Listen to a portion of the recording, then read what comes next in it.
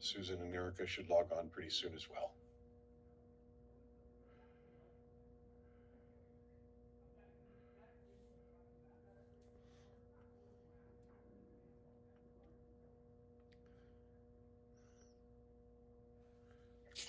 Okay, testing. 1, 2, 3. 4, 5, 6. All right. How you doing? Good morning. Good morning. How are you? I'm good. It's been an interesting week, just to say the least. Yes, it certainly has. I take it you Here, still have your we'll go this way. residual. You still have your residual cough? I do. Yeah, I caught a cold last Friday. I'm on the tail end. I'm on the tail end of it, but I'm going to be coughing periodically. There's no getting around it. Okay. Well, we shall deign to deal and overcome your cough. Yes. And, but absolutely, if we can get. Hold on, I've got Erica's on. Okay. So if we can get her to.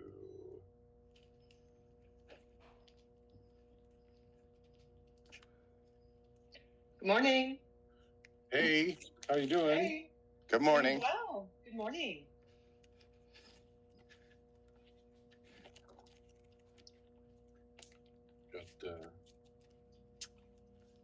And Susan should come on next, and we'll be ready to go. And hopefully, we'll get some listeners in soon, and take it from there. And this is being recorded, so. Understood. So Sharky, yes. You have a cold? Is this what I hear? Yes. Oh, you sound terrible. Yeah. Well, I'm about a week and change in. I got sick on last Friday. Oh my gosh. Yeah, I am. It's taken both my wife and me down, so I will be coughing periodically. I'm walking to the park so that I don't disturb Naomi, who's trying to rest. And I'm going to sit on a bench, and hopefully it won't be so bad. Cool. I think I'm just coughing now because I'm moving around a little bit. Yeah, as long as you feel okay. I feel fine. I'm over the cold part of it. I'm just in the post-viral inflammation phase, which is no fun. No. Well, I'm glad you're joining us today. I think this is going to be really interesting. I will do my best. Got to get you to rally for some tea.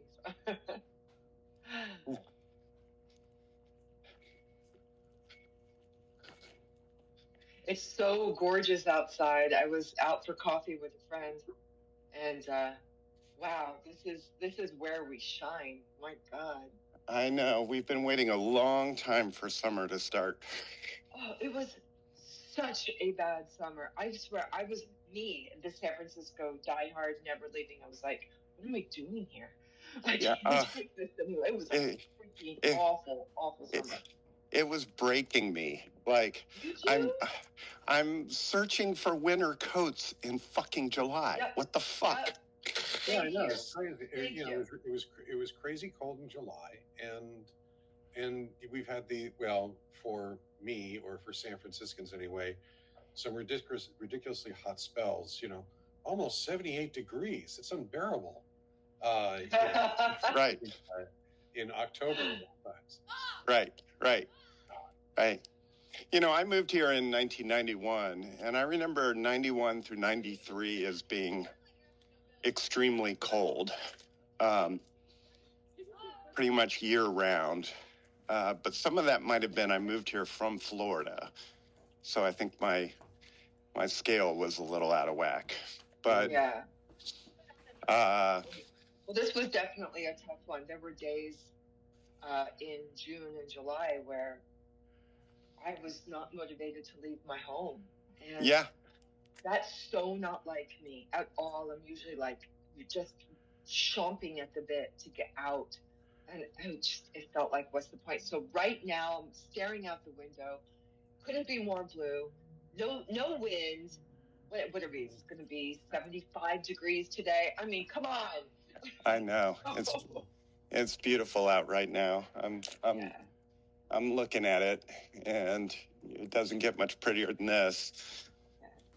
Yeah, and I'm going to be heading down to the Italian Heritage Festival and Parade after this, and it's going to be great. It was great.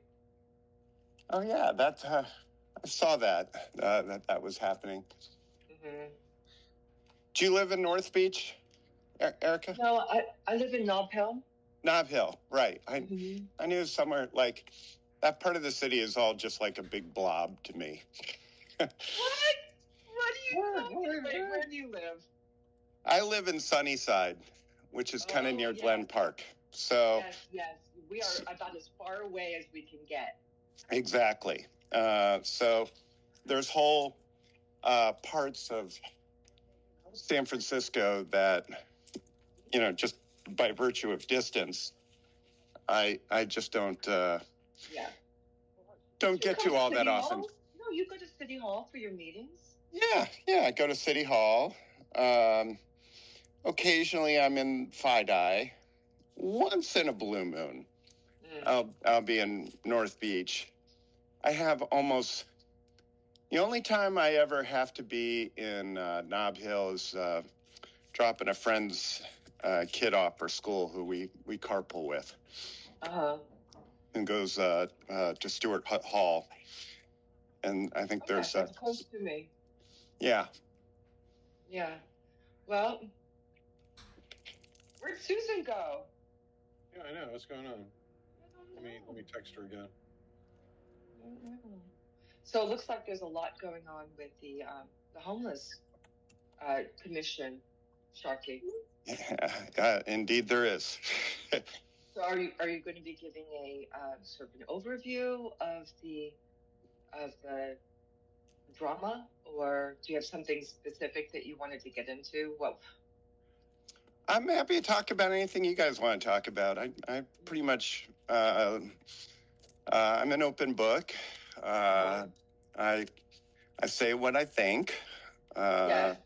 And you're always you have kept me in line in many ways, because I can get very upset, and I can't say I ever insult, because I don't, but I can get kind of hyped up and whatnot. Yeah, sure.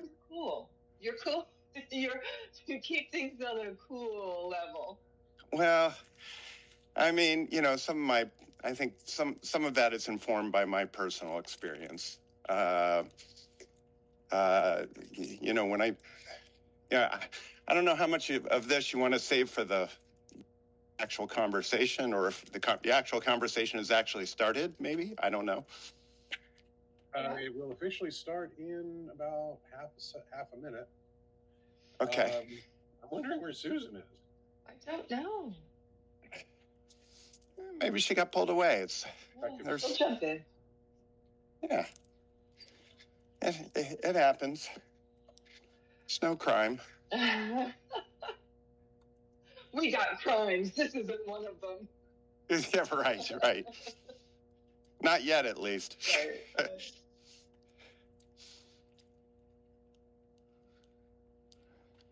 But yeah, actually, there is a lot of stuff happening this coming week.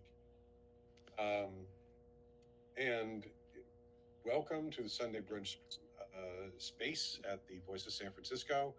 I'm Mike Egge, your editor-in-chief. I am here with Erica Sandberg, one of our correspondents, and San Francisco Homelessness Oversight Commissioner Sharky Laguana is here, and I am about to get Susan, our editorial director, on. I see her logging in, and let me see if I can. There we go.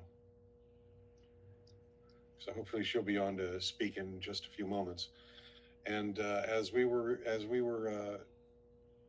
commenting earlier, there is an awful lot to talk about, because We have some wonderful comments by some public figures in the past couple of days. Oh, boy. Yes. We've got the Commission Streamlining Task Force getting ready to review. Hopefully we'll have time to review. They actually have a very busy docket this week. But on that docket is the fate of the various homelessness oversight bodies, which probably will be consolidated into one or more instead of the 5 or 6 we have now. And, just rather amazing stuff. The Police Commission is meeting both Tuesday and Wednesday to take public comment on who the next police chief should be or what that next police chief should be like. Lots of stuff happening this week, even though the Board of Supervisors is, there's no full meeting this Tuesday because of the holiday and so on. They've got a couple of committee meetings, but that's about it. So that's interesting. But yeah, in terms of the whole domain of homelessness and street conditions, things, we have quite a bit to talk about, I think. So, yes. Susan, I think one of the things I would love you to address, Sharky, is we can even start with the word homelessness. I've been thinking about this a lot lately. Do we have a homeless problem? Do we have something else? How is homelessness even defined? So, for example, I'm just going to give you an example. I was walking by a hospital recently here in Nob Hill. And I stopped and I talked to a man from Las Vegas, and he was just released from the hospital. He had overdosed, whatever. I don't know what the situation is exactly, but I said, "Oh, where are you from? What's going on?" And he goes, "Oh, I've been here for 3 weeks." I said, "Oh, okay. Where are you living?" On the street. I said, "Okay. And I said, do you have family in Las Vegas?" "Oh, yes." "So there's a home that you have in Las Vegas?" "Yes, I do." So, and it really started to get that concept going. Is this a homeless person? He has a home. There's a home. Right. He's just not living in it, and it's not in San Francisco. So would we define him because he is living on the street as homeless? Where would he fit? It's a really great question, and I think one that's actually really important for the public in general to understand, because I think homelessness is a term that has come to embody something that I think could be more accurately described as street conditions. Love that. And there's some conflation here, because there are a lot of people who are homeless. And by the way, for the listeners, I apologize if I sound a little out of breath, and I'm going to have to cough periodically here. I'm getting over a virus. And I chose to do this interview walking to the top of a big hill, which in hindsight was a gigantic mistake. So I'm going to sit on this bench here, but I have my dog with me, so periodically I got to move out of the way. But anyways, that's the background story. So street conditions is, I think, what people quite rightfully get very upset about. And they have every reason to be upset about it, because it's disturbing, it's frightening, and it's clearly terrible for the people who are living on the street and for the surrounding neighborhoods. But this is really important to understand, we've sort of adopted homelessness as the catch-all term for this. But as you point out, many of the people who are on the street are not, in fact, homeless. They have homes in some fashion or another. Some of them may be living in nearby SROs. Some of them actually, you may be surprised to find out, are actually fairly well off. And are actually homeowners. They're on the streets because that is where they can get access to the substances that they're abusing. And, we've even seen when clearing tent encampments that a not completely insignificant percentage of people that are cleared have housing, but they're in the tents for reasons having to do with being part of a community or wanting to be. Sorry? Mental illness. Mental illness is another factor.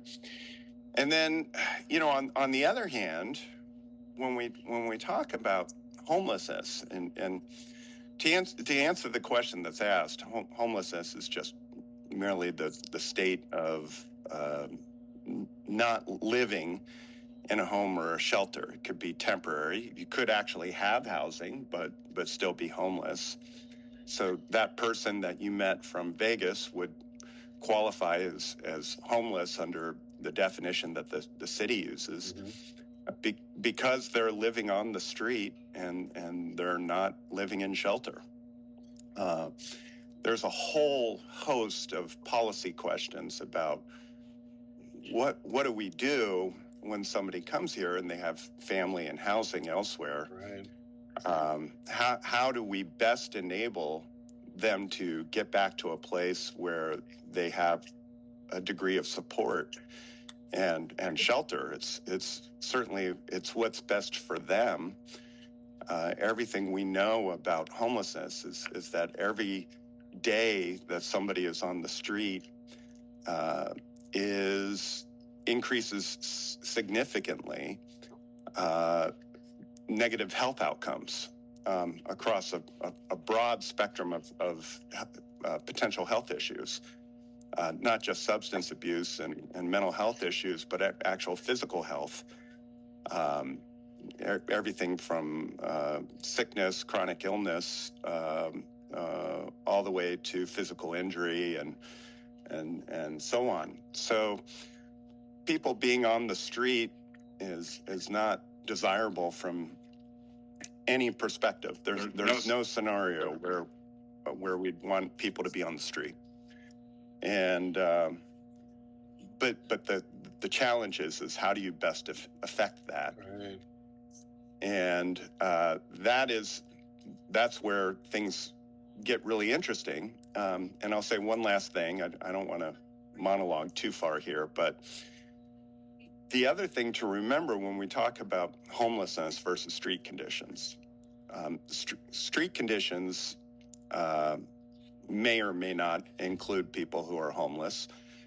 People who are homeless may or may not include those that are behaving in ways that contribute to street conditions. But it's important to remember that there are many different cohorts of homelessness. So, for example, one of our biggest cohorts is veterans, people who are probably suffering from some form of PTSD. Another one of our fastest growing cohorts is families with children, usually single mothers who did live here in San Francisco and just couldn't keep up with housing cost.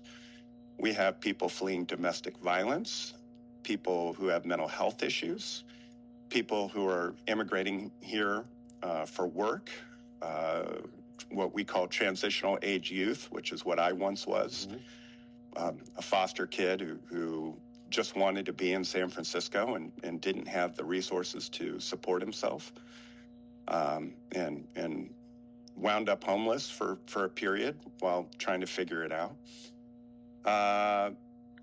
And you have LGBTQ people who are coming here because they feel more welcome.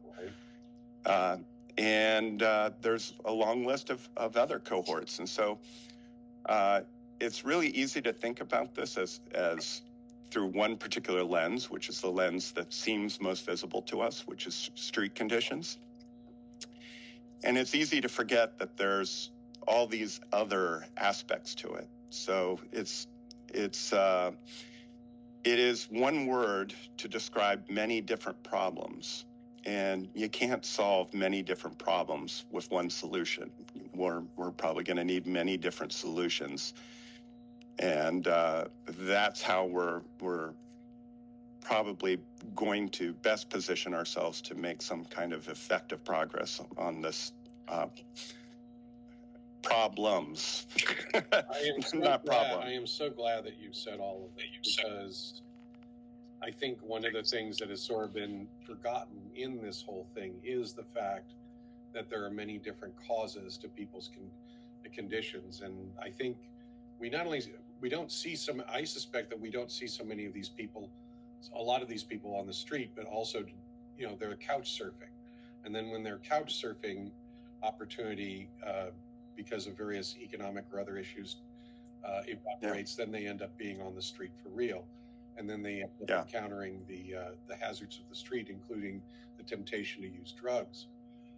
That's right. But, I myself have experienced homelessness, because I'm not going to go into the entire story, but, when you're a single mother and with a kid in the 1970s, you try moving between different cities in coastal California or other states, and a lot of times they won't let you rent an apartment until you live there someplace for a few months, at least 6 months. And so the alternative is all of a sudden you're camping in your car. Right. And various other aspects there. There are people who live. There are also people like you've described who literally run away from home because they've got crappy because they've got crappy, bigoted, violent, and possibly violent and dangerous home situations. That's right. Driven by bigotry or whatever. Many of those people come here. So devil's advocate here. Mm-hmm. It's one of the most expensive cities in the world. So I get people want to live here, but I mean, if it isn't financially possible, I know plenty of people who couldn't afford to live here and ended up living. I know people that commute to work in San Francisco from Tracy. So, I mean, it is very hard for me to have sympathy with drug tourists who come here to do drugs, which I'm going to just say is the majority of the people I've encountered over the last 2 decades. I've helped many of their animals, gotten to know them while their animals were recovering at my house, and come to find out, I'm not really from San Francisco. I'm from Truckee. And, and they come here with no house, no job, a dog, a backpack, and, of course it disappoints them. Because it isn't what they expect. And this was even as far back as 2 decades where I was encountering, because I lived right next to Golden Gate Park on Schrader Street in the Haight for many years, 3 decades almost. So I think that I have some issue with that. And the other issue I have is that what the heck is all of the almost $1 billion that Prop C took in doing?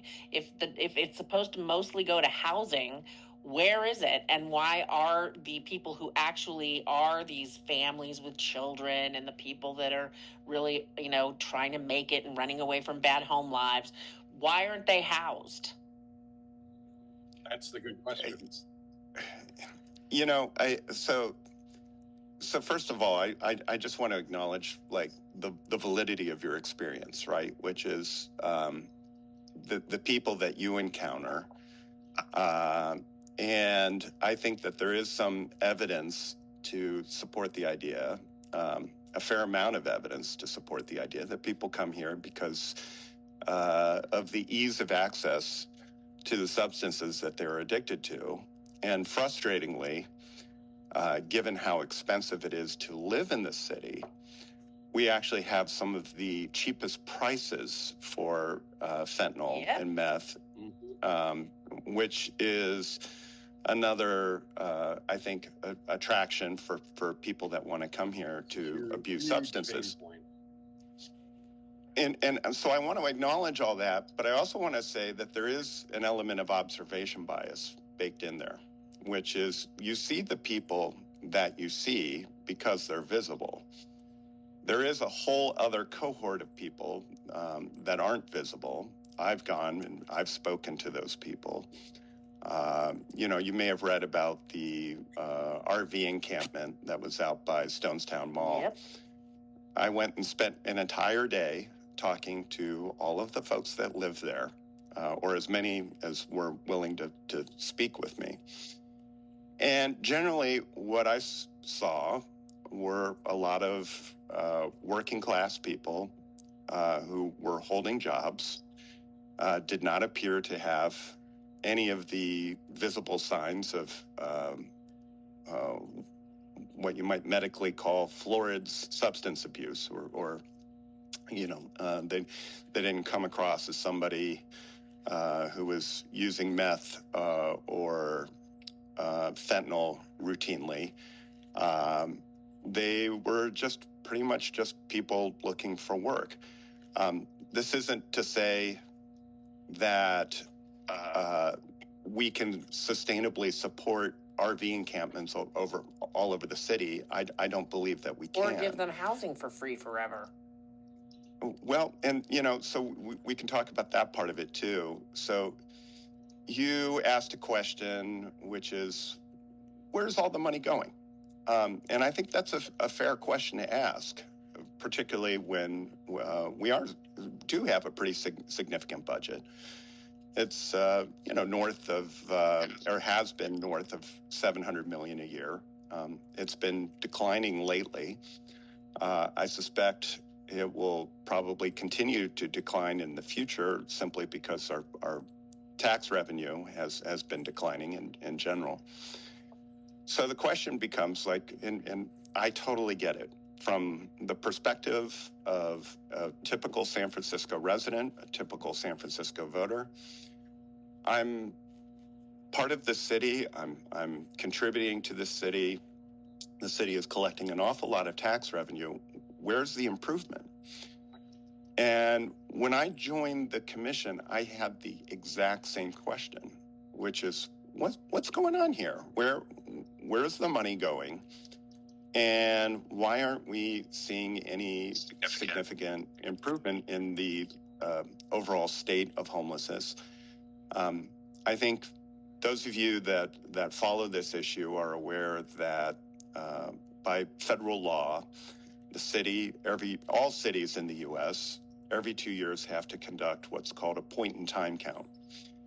And what that means is over the course of one single night, the city, a bunch of volunteers and staffers fan out all over the city, and we try to count how many people are homeless on that particular given night at that particular time. And we use that as a way of trying to track how are we doing.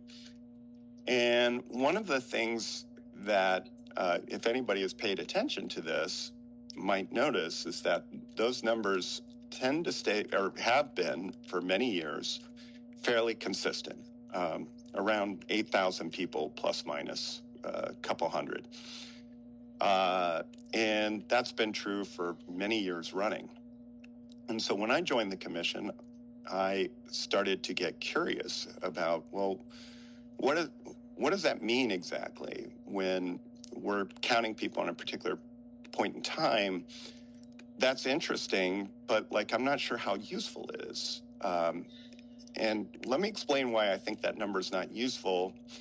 And then when I explain why that number is not useful, I'll then explain perhaps some of an answer to your question about where the money is going. So it's kind of a long, convoluted story, but I'm setting the stage here. Okay. So think of point in time as water flowing through a pipe. And if you look at a section of pipe, say you grab a 2-inch section of pipe and you say, how much water is in this pipe? Oh, well, there's about a cup of water in this 2-inch section of pipe. Okay. Now you measure it again later. Well, there's still a cup of water, right? So let's say you cut out that 1-inch section of pipe or 2-inch section of pipe and you set it to the side. Say, we're going to we're going to store and keep track of this 2 cups of water, and then we're going to see if the next time we measure a 2-inch section of pipe, there's less water in there. And then we go back there and we look at the pipe, and son of a gun, it filled up with water again. And it turned out that measuring how much water is in the pipe isn't as meaningful as measuring how much water is flowing through the pipe. So if water is moving very slowly through the pipe, if you are removing water in 2-inch sections, you might have some hope of reducing the amount of water in the pipe. But if water is flowing fast through the pipe, you're not really accomplishing much. It's like trying to collect water from the ocean with a bucket. And I think this has been the core problem with the point-in-time count, which is we're fixated on how much water is in the pipe at any given point in time, when what we should really be fixated on is how much water is flowing through the pipe. So recognizing that that was a problem, or that was a data point that I couldn't find in any of the charts online, I went to the person that was in charge of this for HSH, and I said, okay, can you tell me how many new people entered the system?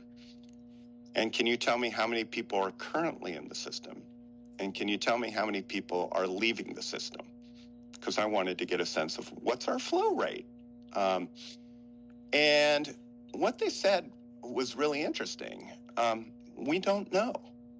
And I said, well, what do you mean we don't know? Like, surely we know. Like, how can we not know? And she said, well, the data stored in these different systems, and they're not connected to each other. And I said, well, that's fucking bullshit. I said, and this is where there is some utility in having commissions like this.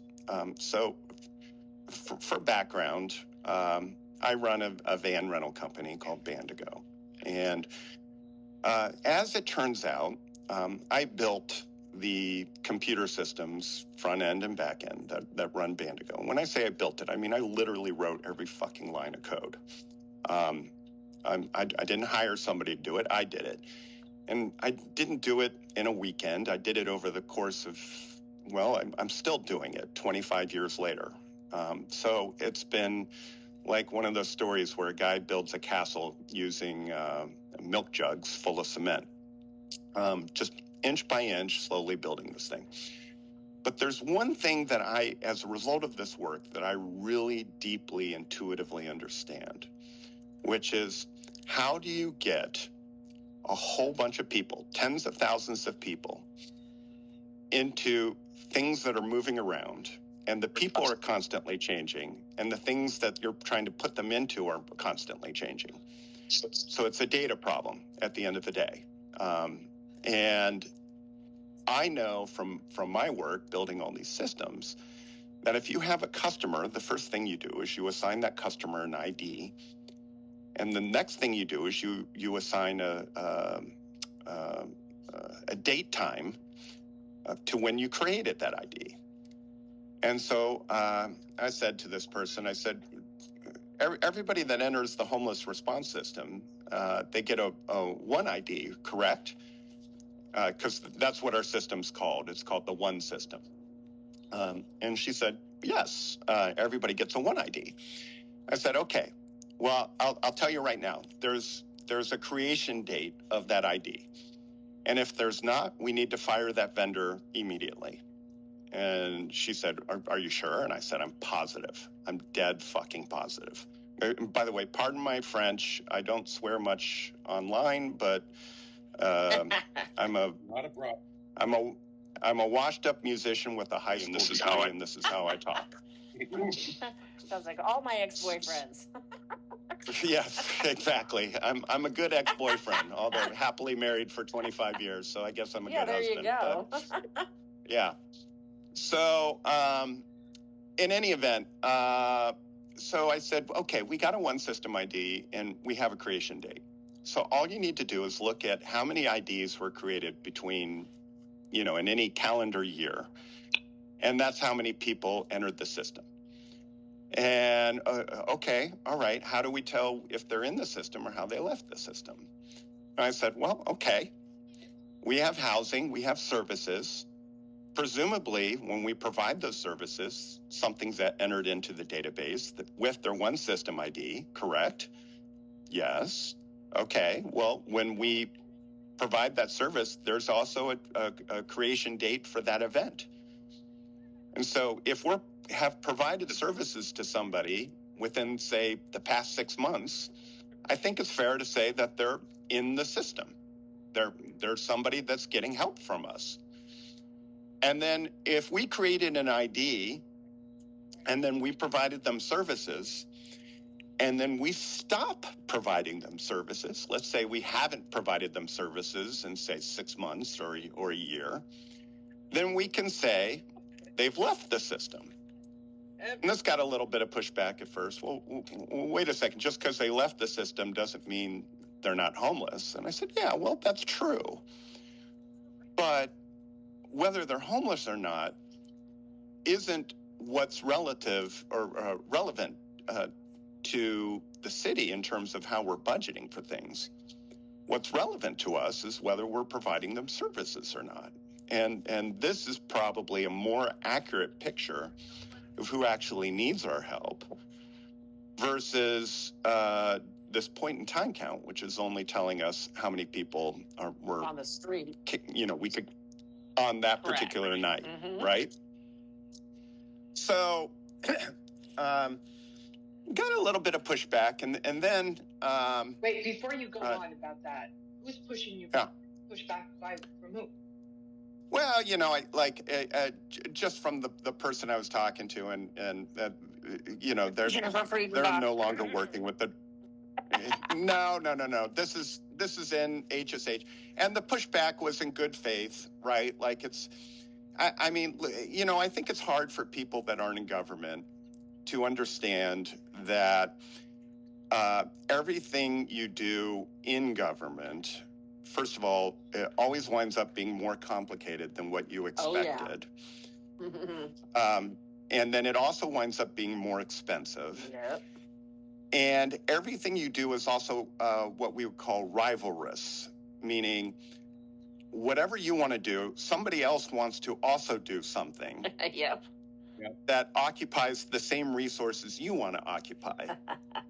So you're in a fight, essentially, for the resources, and you have to justify that you're going to take up those resources and that you're going to win that rivalry, right?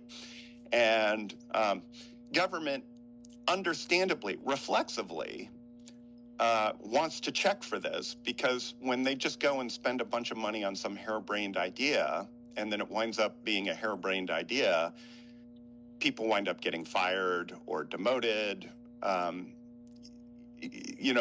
There's very little penalty to saying no, and there are tremendous consequences to saying yes.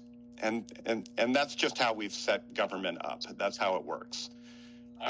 So you have to say that you have the same attitude. We were discussing this actually earlier with regards to the Tides Foundation and other nonprofits and fundraising generally. And, this is how, nonprofits with really good reputations that often fund really good things also fund a lot of harebrained stuff. Yes. It's and it's also the case that a lot of stuff that seems harebrained seems like a really good idea before it's revealed to be harebrained, and it's only harebrained in hindsight. Or the person that is charged with making the decision doesn't get all the information they need to make the proper decision, and so they're working with an imperfect information environment and doing the best they can. And of course, people with better information are like, no, this is stupid. Why are you doing that? But it's not always obvious who to listen to in any given moment in time. I mean, of course, we all think, obviously, you should be listening to me, but everybody thinks that, and it's not always clear-cut for the people that actually have to make decisions. I'm not here to make excuses for government. I'm just saying that's the structure of systems, and that's how things work generally, even within the private sector. It also works like that. It's just the private sector is a little bit more efficient because it doesn't have the same kind of constraints that government has. But anyways, I don't mean to get too far from my point. The point is that, I'm not here to drag anybody through the mud, so I'm going to let people remain nameless. This person had good faith reasons for being suspicious about some guy named Sharky Laguana she barely knew, raising all these questions about how the system worked, when the system is something that came about through working with a vendor over a period of many years. Like, it is kind of ridiculous to think that some washed up musician would have some insight into the larger problem here that hadn't already been discussed. And yet, I can say this with a degree of humility, I think I did. And eventually, I was able to connect with the right person. And that person I don't mind naming, Sarah Locker. She's currently the deputy director of HSH. She's amazing. She quickly picked up what I was putting down and went to work on filling in those gaps in data that we didn't have. And this is where I go to answer your question, Susan, which is where is all the money going? So the thing that I think we haven't fully appreciated, I mean, we've sensed it as residents, but while the point in time count has stayed essentially the same, around 8,000 year after year after year, the problem has clearly gotten worse. And the data actually supports it when you look at it through this lens. So I'm going to use some rough round numbers here because I'm sitting on a park bench overlooking Sunnyside Park, and I don't have the actual numbers in front of me. But I'm just, don't quote me on these numbers, but they are on the HSH website, and you can look them up because this work led to the department putting out a new report, although the report isn't quite what I asked for. So I'm just going to tell you the numbers as I sort of vaguely remember them. So over the course of, so first thing we need to clarify is prior to 2021, the one system had a lot of very fuzzy data. So we can't really rely on the data prior to 2021.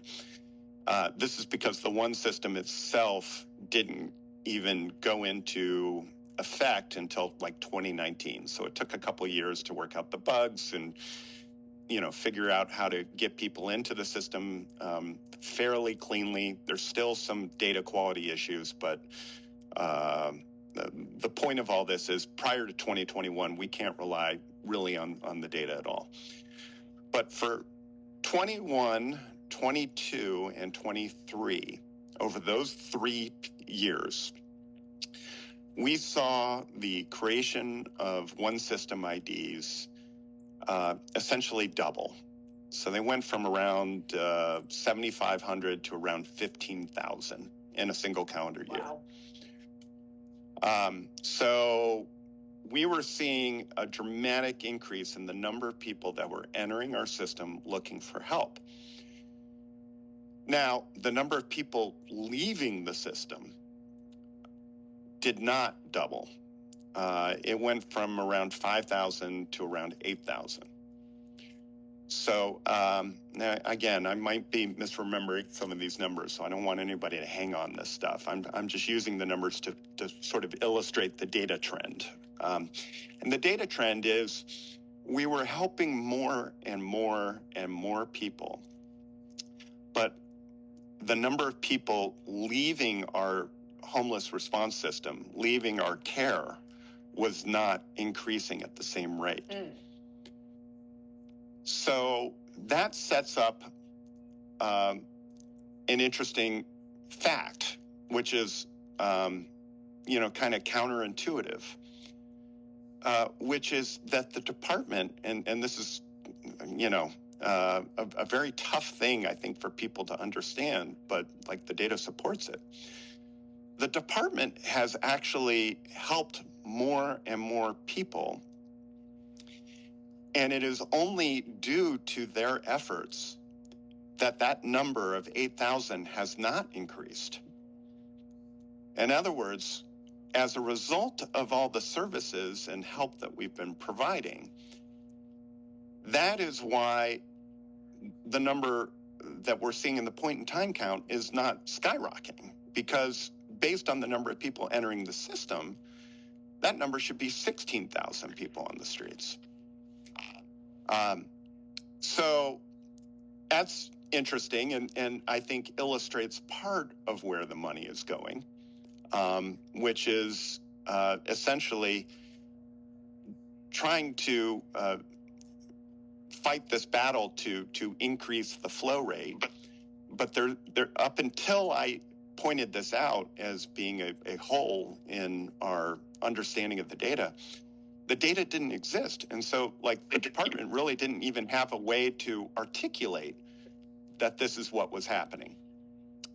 The second part of this is, and this is really important from like a policy perspective, is most of the department's money, most of the money that we spend in HSH, in the Homeless and Supportive Housing Department, most of the money goes into supportive housing, not into homeless. So a majority of the money in our budget goes to our permanent supportive housing inventory. And again, don't quote me on this. I'm just going from memory here, and my memory, my gosh, is imperfect. But we have somewhere around 16,000 people in PSH. PSH stands for Permanent Supportive Housing. And when we help people go into PSH, so there's a couple different components here. We receive money from the states. We receive money from the federal government through the Housing and Urban Development, HUD. And we also receive money from the tenant. So the tenant is required to contribute 30% of their income towards rent. And so where things currently stand is over the period of the past, 10 to 15 years, we've dramatically increased the number of PSH that we're providing. And so there is a city contribution here, a city subsidy. And there's a state subsidy, and there's a federal subsidy, and then there's what the tenants are contributing. But the fact remains is that the city is contributing a pretty significant amount of money towards this. And on balance, there are facilities that are more expensive, and there are facilities that are less expensive. But on balance, PSH costs on average per annum around $30,000 plus minus per person per year. This cost is not just the building, but it's also all of the services that we provide, which can range from medical care, mental health care, drug treatment. It can sometimes entail food and medicine. So, when people say, "Oh, it's $30,000, I could rent a place for cheaper than that," we need to remember that some of these people need more than just housing. And when I say some of these people, like I left out a really important cohort earlier, That's also one of our fastest growing cohorts. And that's senior citizens.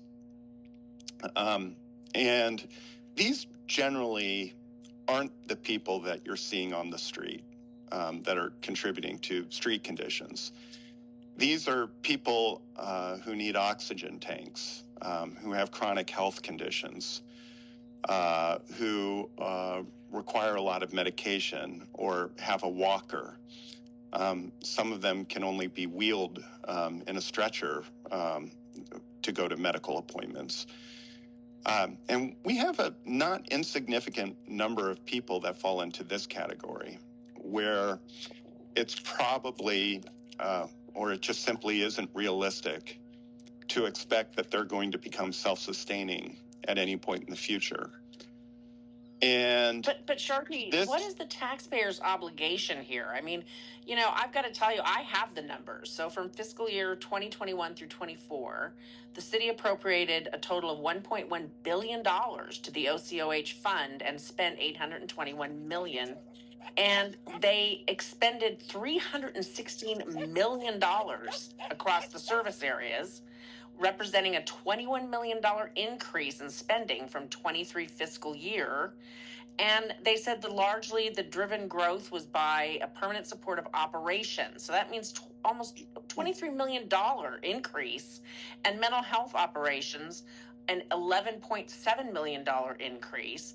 For $822 million, they say they funded programs, which is very vague, added and sustained, also very vague, around 5,300 units of capacity, and only a net 807 units added in 2024. That's in addition to the 2023, about 735 units that are new, net units of capacity. Whatever net units of capacity means, I've never been able to get a straight answer from anyone what that net units of capacity means. I'm assuming that means units that you added that weren't there before. And it's a weird way to put it, but it's, you know, the executive summary on OCOH is very light on detail, right? Who are the clients? Where are they now? And, you know, the one system is a great example. I mean, I have a 2020 video, by the way, a little trivia of a then, you know, just citizen Daniel Lurie talking about how he was helping to fund the one system. It's opaque. It's not available to reporters. The data's not available. In San Jose, you can literally log on to their dashboard and see where every single homeless person is housed, how long they've been there, what their treatment plan is. You can see it all. You would think that with a city with the problem San Francisco has, the opacity would be a problem. And I'm very, very disappointed, frankly, that Daniel Lurie, who had something to do with the one system, hasn't opened that up for the public to see the way Mayor Matt Mahan has in San Jose.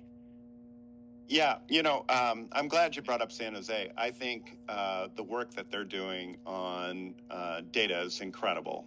And I wholeheartedly support the San Francisco moving that direction. I think we do need to work towards being as transparent as possible so that we can work towards making these systems work more efficiently and make sure that they're not,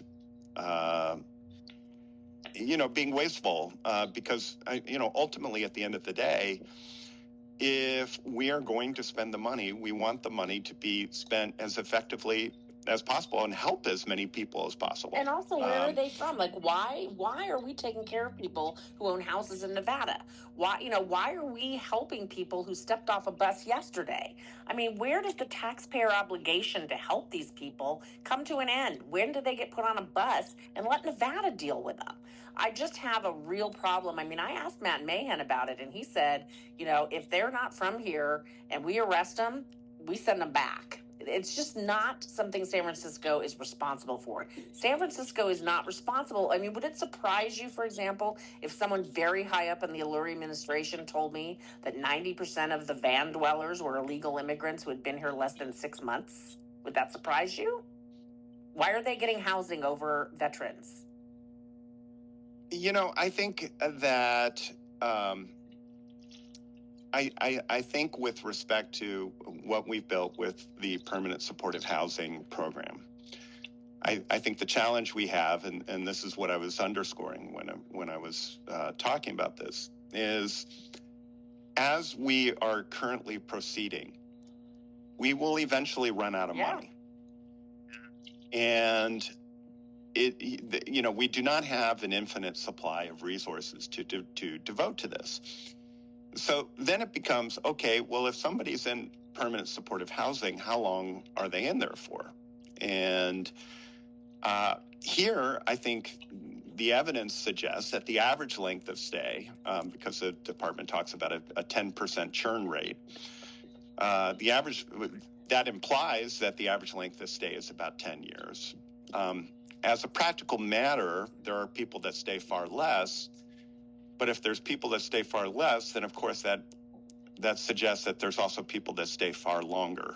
And in fact, there are people that have been in permanent supportive housing for decades. Yep. And I need to jump in here too, because I'm going to actually do something else soon, is one of the things that's really vexing to people is when I think you're really accustomed to hearing the word permanent supportive housing, PSH, and so is our city departments. But people, when they hear that, permanent, what the heck? Permanent. Why is this permanent? Why is it not temporary? Supportive. What's the support? What support are people getting? Now, you definitely gave an overview, but it just seems.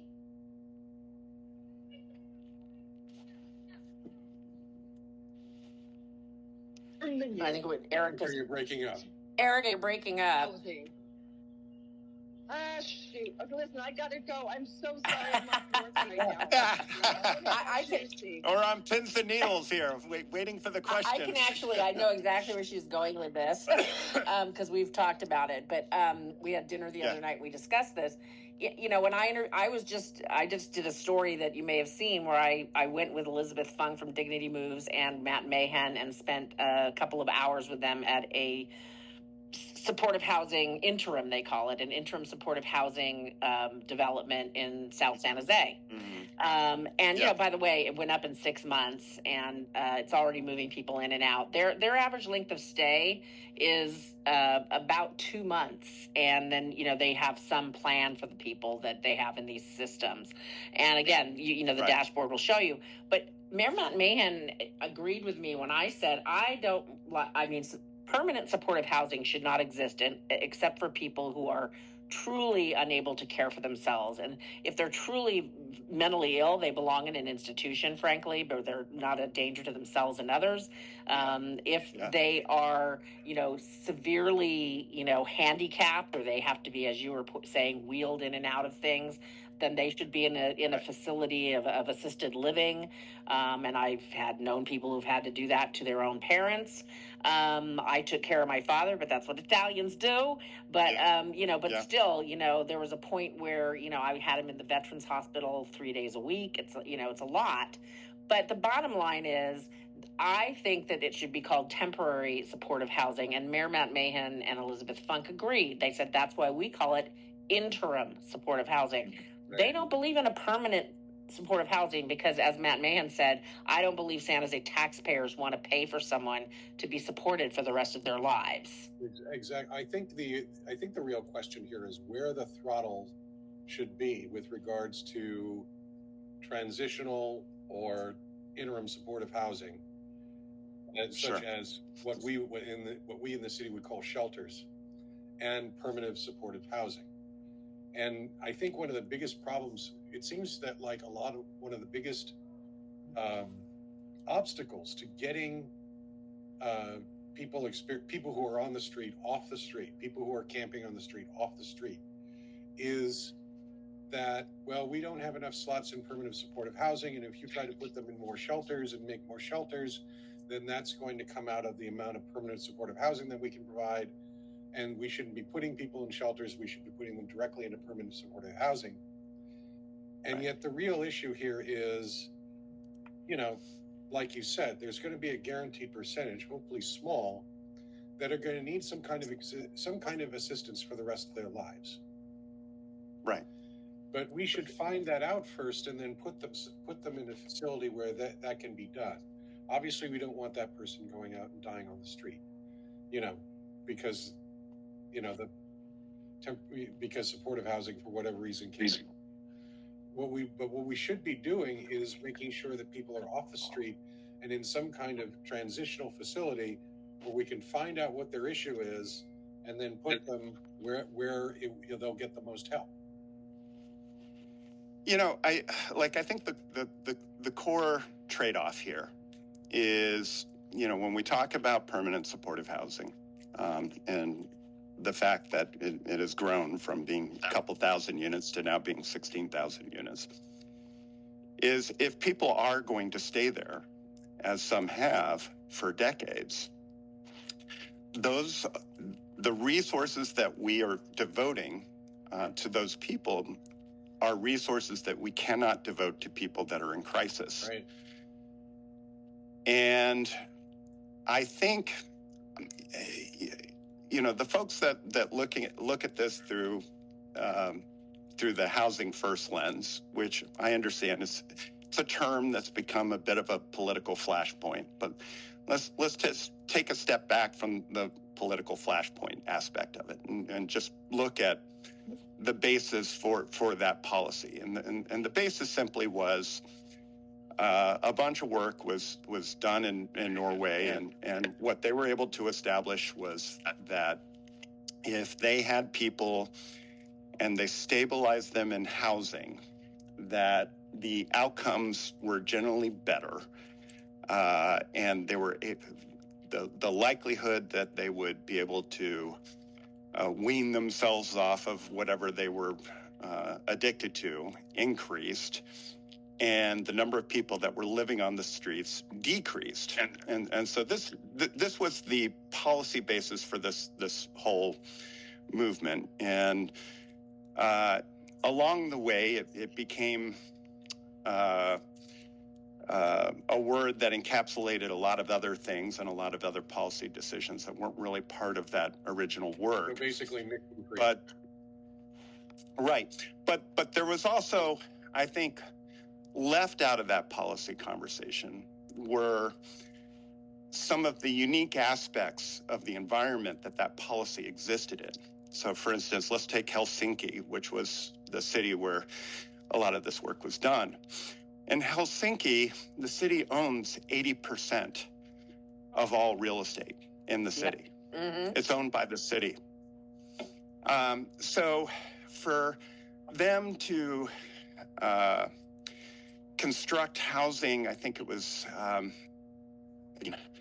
apologize, I don't have anything in front of me. I'm just talking out my ass here. But I think they wound up building something like 4,000 units at a cost of $280 million. Can you imagine? We couldn't build 300 units for that. Right? So what does that say about San Francisco's inability to take in homeless from everywhere else? Well, I mean, the fact is it simply is a fact. We don't have unlimited resources. We don't have unlimited real estate. We don't have unlimited finances. We also don't have the ability to erect a wall around the city and keep people out. And we have the ability to say we can't give you services. You're not from here, and go home. Yes, but there's consequence. There's trade-offs there as well too. Reno sends homeless people here. You know that, right? A lot of counties send their homeless here. They put them on a bus and send them here. Yeah, and we have a Journey Home program that we've been certainly working hard to escalate and make more central to the homeless response system. And I think a lot of more work needs to be done around that. Generally, I think if there is a way that we can connect people with their families and their communities, the places that they're from, generally they're going to do better, everything else being equal. But the fact remains that once they're here, if they won't go back, and if they haven't committed a crime that we could plausibly, and even if we did put them on a bus and send them back against their will, there's not much we can do to stop them from coming back again. But you can make it more uncomfortable for them. In San Jose, they arrest you for doing drugs on the street. In San Jose, they arrest you for trying to erect a tent in front of someone's business or house. In San Jose, they arrest you for peeing on the street, pooping on the street, causing commotions. They arrest people for that. I actually was in a restaurant with John one night, because we have a place down there as well, and we watched a guy on a bike, as we were having sushi, fly by at a mall with a backpack full of stolen goods. 6 police officers chased him. They knocked him off his bike, handcuffed him, took the stuff away from him, and threw him in the back of a squad car. And you know what? There were nobody videoing it. Everybody clapped. That's how you take care of situations. You don't make it comfortable for them to steal stuff and sell it in the Mission, and then write some ridiculous law that says after the 18th time it may become a misdemeanor. So, this is, I should say, first of all, this is outside my portfolio as a homeless commissioner. Several different problems in that particular observation. But I'll just wade into this a little bit, because I think about these problems, and just like everybody on this call and everybody that's listening, I care just as much as everyone else.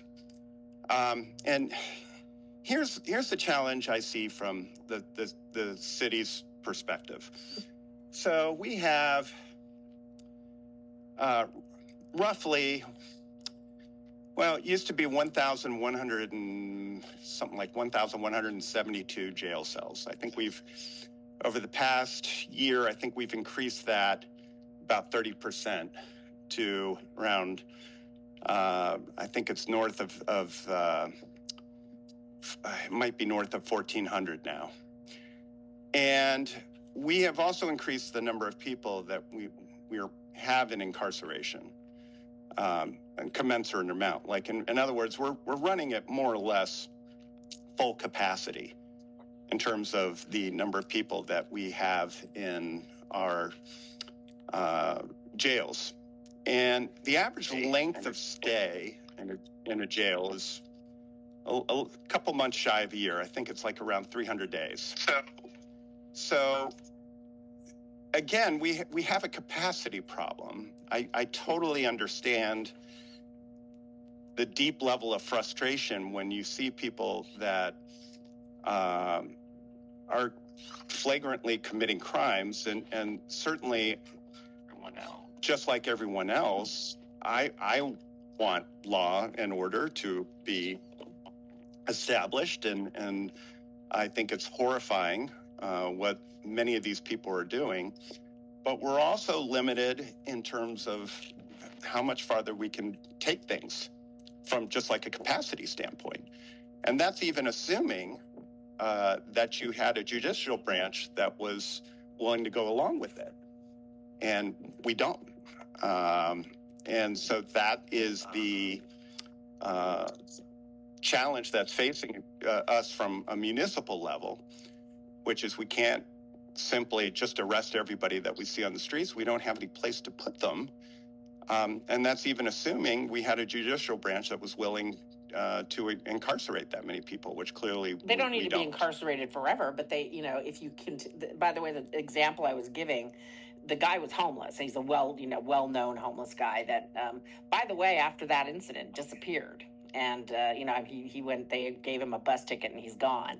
But the other thing that we're ignoring here is that 26 to 30% of people in permanent supportive housing die in that housing. Yeah, that's reality.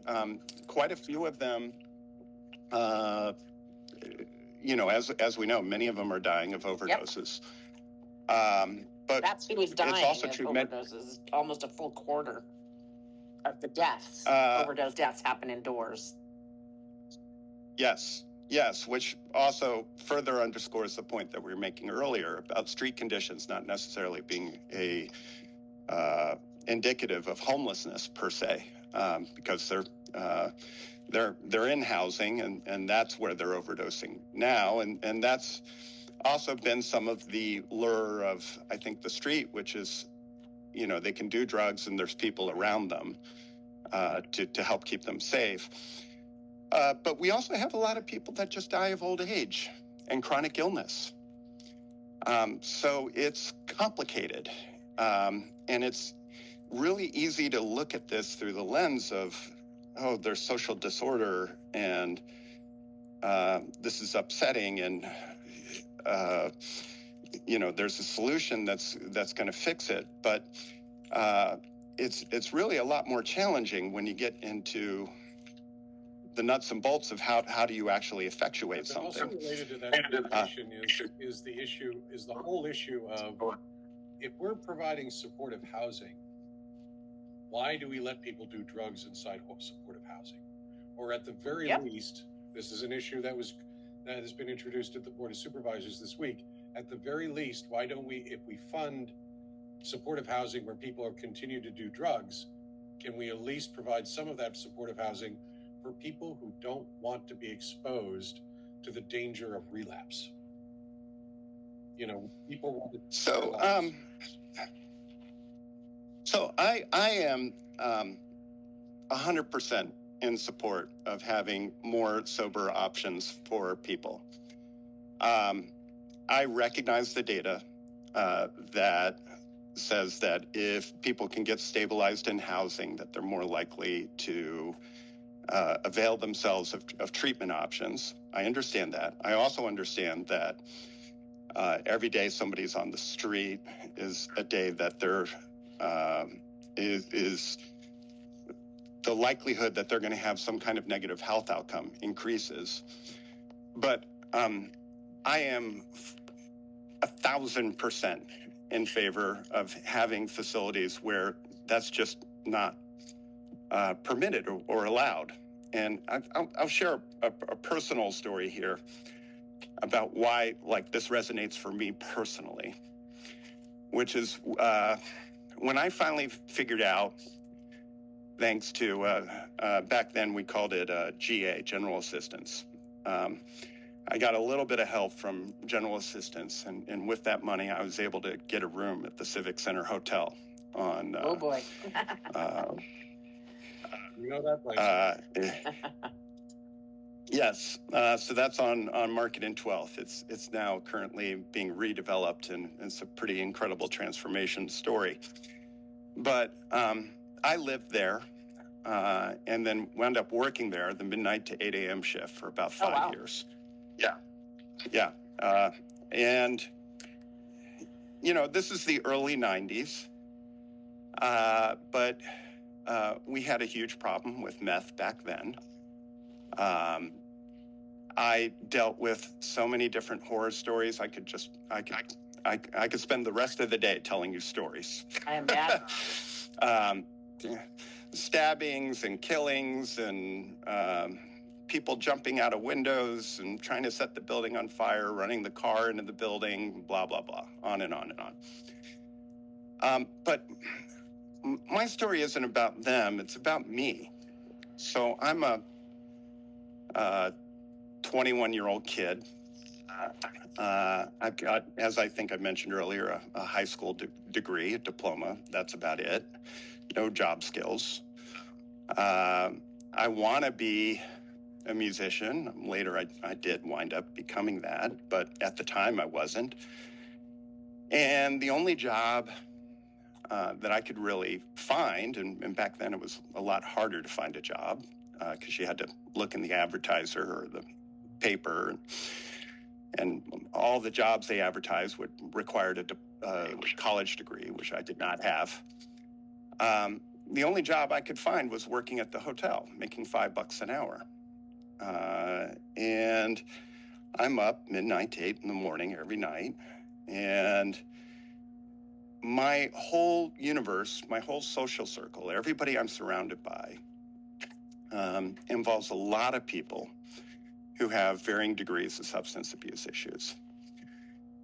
And being somebody who's curious and bored and doesn't really have any strong social connections elsewhere, it was only a matter of time before somebody said, hey, do you want to smoke some crack with me? And I was like, all right, sure, let's try it. Let's see what it's all about. Somebody would be like, you want to smoke heroin? Sure, let's try it. And, I think, Susan, you mentioned earlier, what about these people that come here who, don't really have a plan for living in an expensive city? And I'm thinking back to my 21-year-old self, and I'm thinking, plan? Like, I didn't have a plan. Right. There was no real thought process happening other than I wanted to be in this interesting city. And then when I'm in this environment where I'm exposed to, people who on some levels seem kind of interesting and they're doing these drugs, and I'm thinking, sure, let's try it. And I tried it, and thank God I don't have that gene that instantly addicted me. And it, substance abuse with alcohol or opioids has never been a problem in my life. But there are people who do have that gene. And in the exact same set of circumstances that I was in, it's a life-changing moment. And yep. I think that giving people a place, if I'd been offered a place to live that wasn't the Civic Center Hotel, let's say HSH has a program called Scattered Sites, which is basically people are just housed in individual apartments throughout the city. Mm-hmm. If I'd been in something like that, it's possible that it wouldn't have taken me until I was 30 years old to have a job that paid more than minimum wage. Right. It's possible I might have progressed faster. Now, I think anybody can look at the contributions I'm making now and say, reasonably, this guy had a lot to give. Yeah, yes, you were one of the people that did. Yeah, and I think about all of the people that come into our city, that are in our city, that are living in these environments, and I see them through a slightly different lens, which is, how much do they have to give? What is their potential? And how do we uncover and untap that potential? I think fentanyl changed the game, though, Sharky. That's the problem. Well, I definitely think that there are things that are singularly different about fentanyl. I totally agree with that. And by the way, I came here without a plan after college as well, but, I lived with 7 people in a flat in the Haight and started temping, and horrible. I worked for Bechtel. I had to be there at 3 a.m, and I was like taking, mostly, ironically, I was the receptionist, and most of the stuff I would receive was like, child support summons for the big executives that weren't paying for their kids. So, there's a lot of rotten people in the corporate world as well, and I saw that as well. That's right. So, I didn't have a plan either. I just knew I wanted to. I'd been in bands as well, and I just knew I wanted to continue my singing or my writing, so I get that. But I did come here and find work, and I didn't do drugs, and I didn't go out on the streets. In fact, I ended up helping people doing drugs in Golden Gate Park because I wanted to help their pit bulls, which is, what I care about primarily. I'm not going to lie. But I didn't want, and you know what, when they were contrite and said, look, I don't want to be here. I don't do drugs. I'm out on the street because I thought I was going to find this or that, or, I helped them. If they really wanted to go home, I would give them the way to get home. And, I'd see them off to the bus with their dog. And I have helped. It's ironic that people say, oh, she's the Barry Weiss of San Francisco. She's a conservative. She hates people, homeless people. Sure. Not true. I've helped probably more people than all my haters put together either get home or find help for a sick dog. I mean, I've done more than, I've given food for both the human and the dog, and my goal has been to help get them on their feet, and big majority of them usually told me they wanted to go home. Yes, I see that. And I see that with JJ and Adam and other folks. And, I think it's unfortunate that the nature of political engagement requires that we turn people into cartoon characters on both sides. Yes. Because really people generally aren't cartoon characters when you get to know them. No. They're coming at the problem from a particular set of experiences, life experiences, and knowledge that they've acquired that has led them to believe one thing or another. And so untying and unwrapping all of this and trying to find a path towards, okay, how do we get to a better place? How do we start actually addressing some of these issues in a more effective way so that people can actually see visible results? And something as big and as complicated as a major city, any major city, San Francisco isn't unique in this regard, turning that ship around is not just you yank the steering wheel and you turn it to the right and the whole ship turns to the right, or you yank the steering wheel and turn it to the left. I'm not using right-left in a political spectrum context, but just starboard. Thank you. Port or starboard. Much better put. And also there's a reason why there are no brakes on big ships. Right. But the point is that, for a city, it's not as simple as that.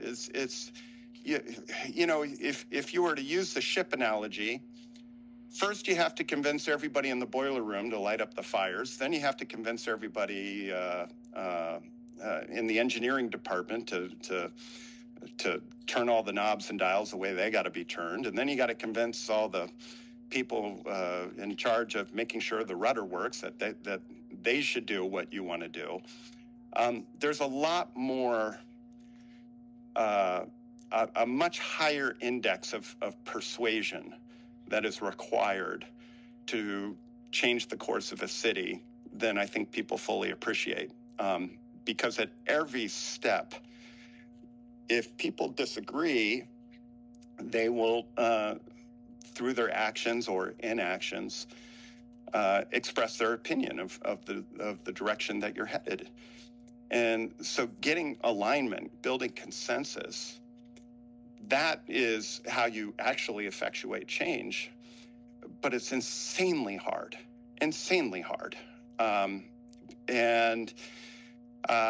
I think our mayor has been doing a great job at kind of getting a virtuous cycle going. I think some people are frustrated that they don't see more progress yet, which from where I sit, I'm like, my gosh, we're not even a full calendar year in yet. It took us 25 years to get here. It's going to take a lot longer to meaningfully address the issue. When I was on the commission with Kristen Evans, she took a course in City College and did a presentation on the history of homelessness. And I think this is really interesting. We pretty much did not really have a homeless population to speak of prior to 1965. I mean, you had your hobos and tramps, I guess, was the vernacular. I have an old Chronicle clipping of my dad that's called the Bag Ladies of Union Square.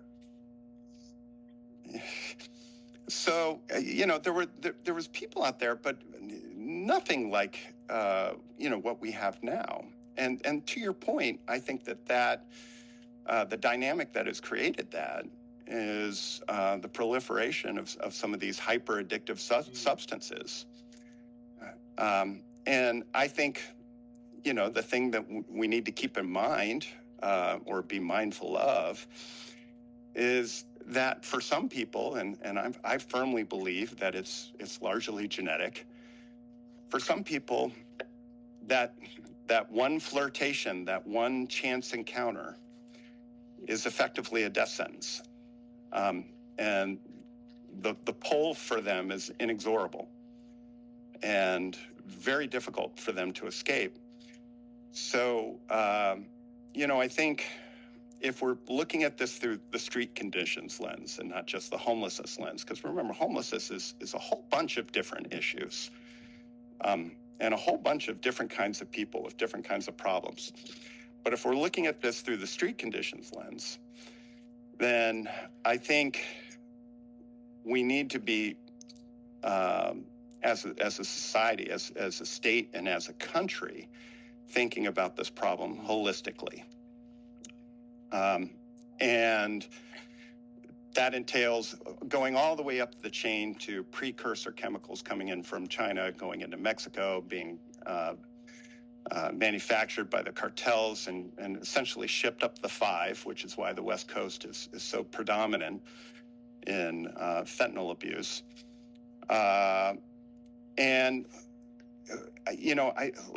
For me, I think what I've concluded is that, fundamentally, we need to treat this as a problem that we're not really going to get a handle on until we can actually address the economics, which is, people do it because it's profitable to do so. So we have to find a way to attack the profit model. And that's at every level, from the chemicals that arrive in Mexico to the manufacturing and distribution to all the way down to the street dealer level. And looking at this through an economic lens, I think we're probably more likely to get to a place where we can meaningfully address this issue. But it's going to take a lot of work to get there because we have to build the consensus. If you don't build the consensus, then it's very difficult for any strategy to succeed. It's like half the team thinks that the ball belongs on one end of the field and the other half believes the ball belongs on the other end of the field. Well, that's a fucking problem. It's going to be hard for the team to score with that mindset. I just think that, I'm just going to put it out there. I think San Francisco is one of the worst run cities I've ever personally covered as a reporter. I don't feel that, Daniel Lurie has stepped up in any meaningful way. And I do think a year is plenty of time to do something. I did talk to Elizabeth Funk, for example, about why her Dignity Moves places, properties work in San Jose but don't work in San Francisco. And she did say it was the fact that San Francisco is permissive and just allows this. For example, she said it makes her, quote, blood boil. It's in my article, to see how many drug dealers and drug users are allowed to hang around the Dignity Moves sites in San Francisco site. But in San Jose, I looked around. I said, so Mayor Mahan, where are all the homeless drug users and drug addicts around, outside? He said, they're not here because I won't allow it. Expect enforcement. My chief expects enforcement. I won't allow it. And that's the biggest difference in San Jose and San Francisco. They won't allow it. And San Francisco needs to get there. Well, I understand that. I'll say on, the tiny home front, like the challenges there are,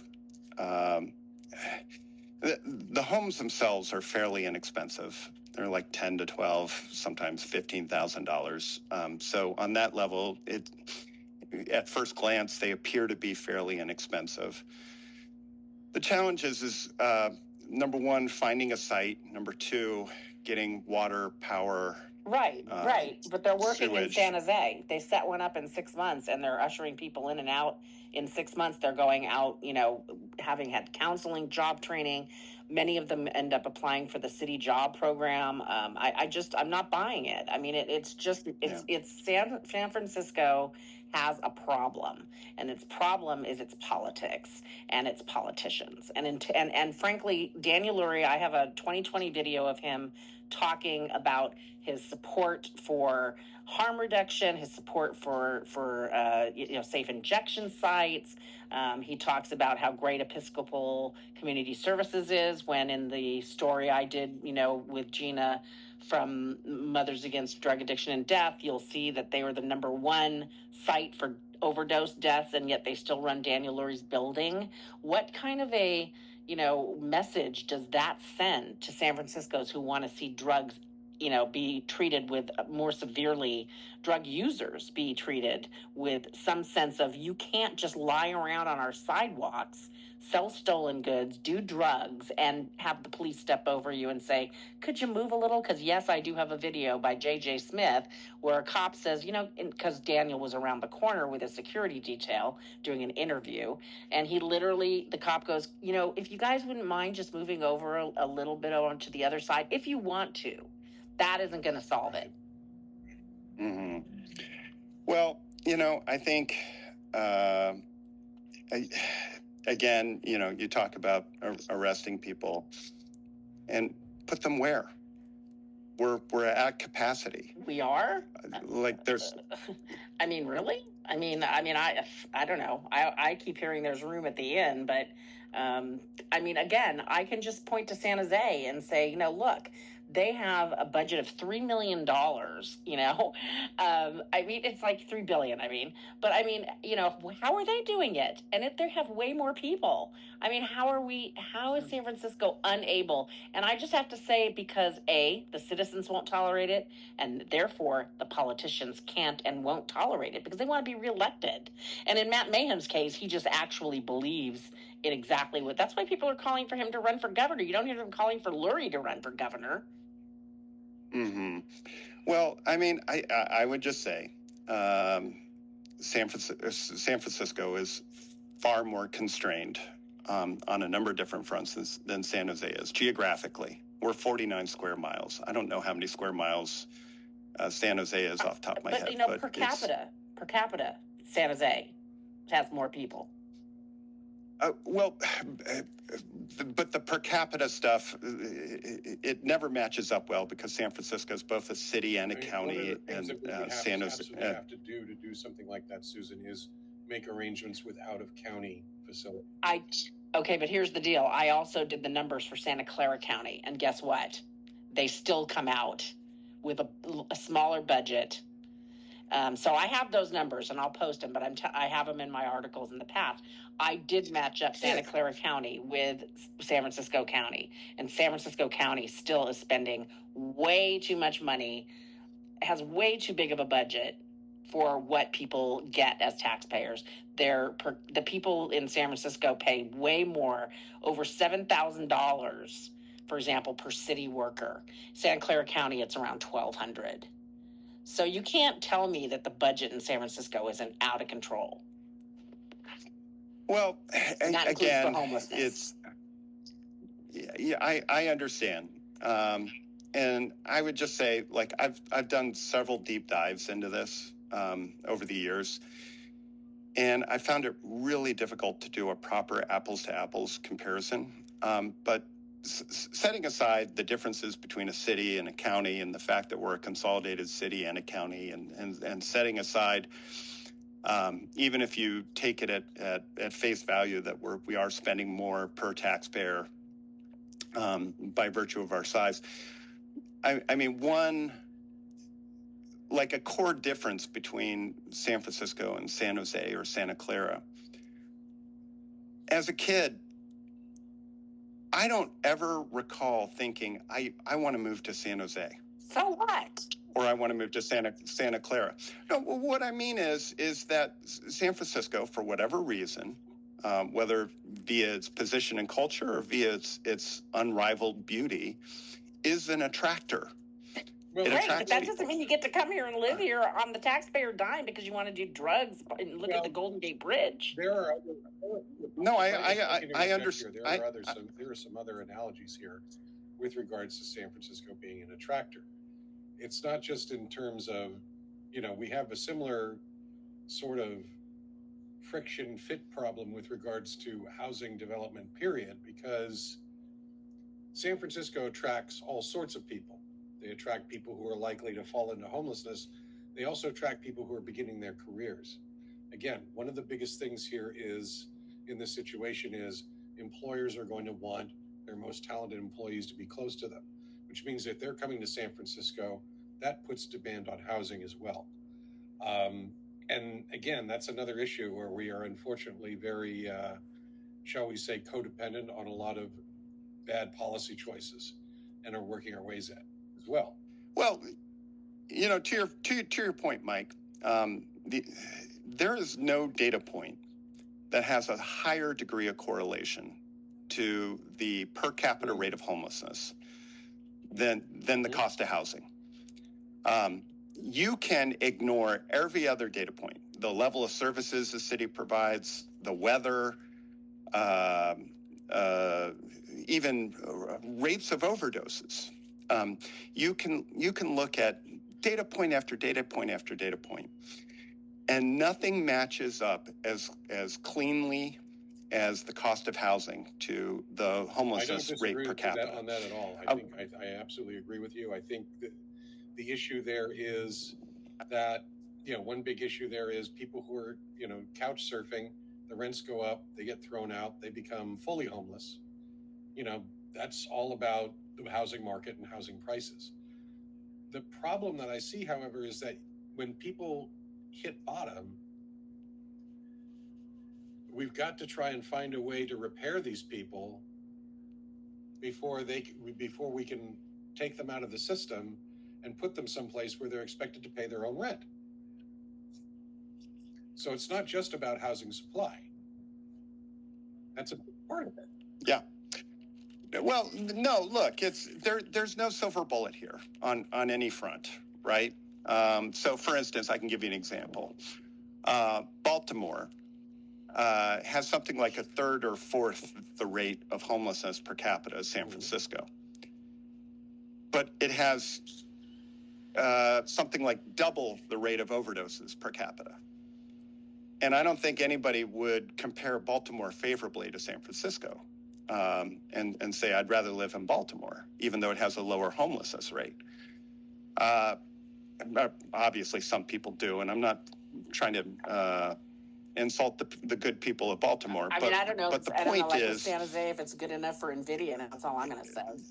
The cost of housing is a major influencer in the rate of homelessness. But there are many different factors. It is a multifactorial problem. And all of these different problems don't always match up nicely with the actual thing that has people upset, which are street conditions. And street conditions also is multifactorial. I tend to agree with people that feel, why on earth do we have open air drug markets? Yeah. Like, how can that be allowed to stand? Yes. And I think that there's a lot of evidence to support the idea that allowing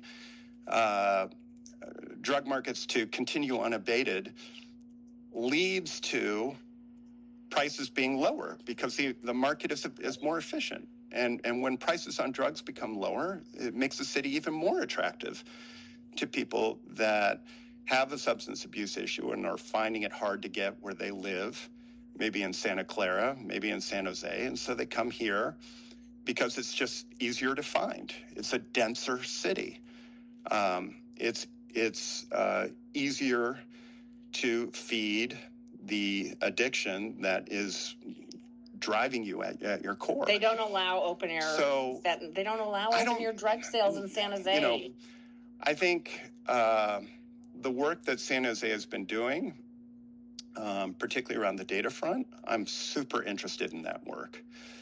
I'm super interested in what is effective and what is working, and want to try and encourage the city to do more of what works and less of what doesn't work. A big part of what works there is they don't allow open air drugs. I think there's a lot of conversations that we need to continue to have about what kind of city do we want to have? What does it look like to get to that place?